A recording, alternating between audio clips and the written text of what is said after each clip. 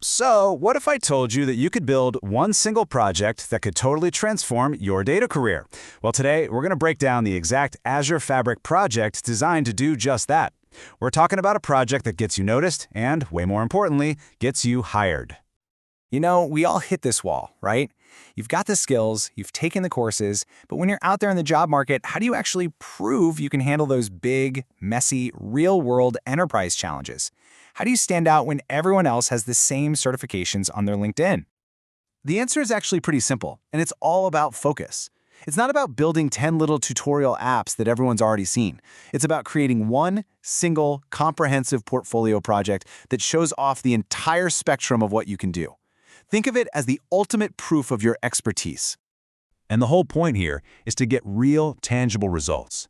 This project is literally engineered to get you interviews, to help you win those high-value freelance projects, land serious client work, and even put you in the running for top-tier consulting roles. Okay, so let's get into the specifics of this thing. The ultimate portfolio project. The big idea here is to move way, way beyond those simple follow-along exercises and create a professional-grade showcase that screams, I can do this in the real world. And let's be super clear about this. We are not dumbing this down for a tutorial. The goal is to build a platform using a blueprint that mirrors exactly how huge companies are deploying Microsoft Fabric right now. This is the real deal. Okay, so this right here, this is the heart of the entire project, the medallion architecture. It all starts with different data sources, right? We pull that data in using Dataflow Gen 2, and it lands in our bronze layer. Think of this as the raw, untouched data, perfect for auditing. From there, we use a Spark notebook to clean it all up and transform it into the silver layer.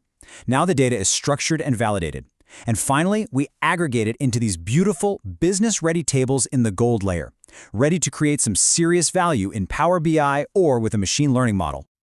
And you know the best part is you can completely tailor this to whatever industry you're into, whether it's e-commerce, finance, healthcare, you name it. There is a solid public dataset out there that'll let you solve some really interesting business problems. Now, I know enterprise architecture can sound a little intimidating, but trust me, it is completely achievable when you have a clear plan. So let's jump into the step-by-step build and see how we can break this whole thing down into really manageable chunks. So here's the game plan. You'll start off by creating your Fabric workspace and lakehouse. Easy enough. Then you bring in the data and start building out your layers, bronze, then silver, then gold. After that, you automate the entire flow with a pipeline, and then you get to visualize your results in Power BI using that game-changing direct lake mode for insane performance. And finally, and listen, this part is absolutely critical. You publish and document everything on GitHub. Building the platform is, a huge accomplishment, but the job is not done yet. How you actually present your work is just as important as the work itself.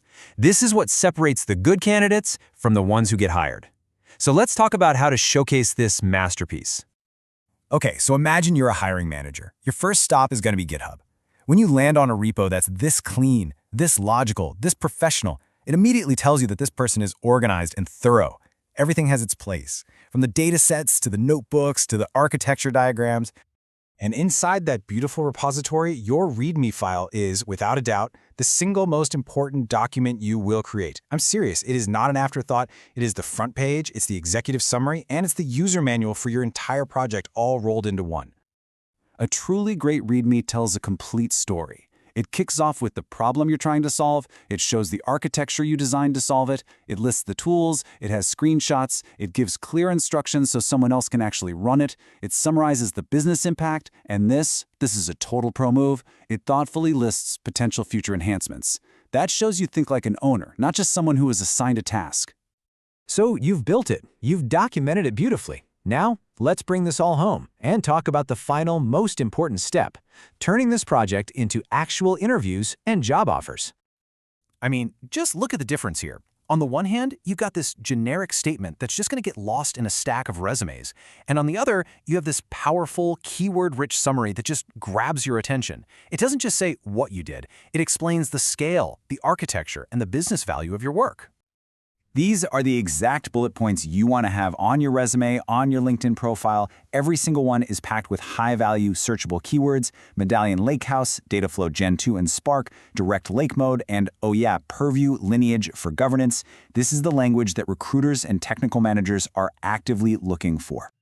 And what's so amazing is that this one project is incredibly versatile. It doesn't just qualify you for a data engineer job. It positions you perfectly for a BI developer role, an AI engineer role, a cloud consultant role, and all those high-paying freelance gigs.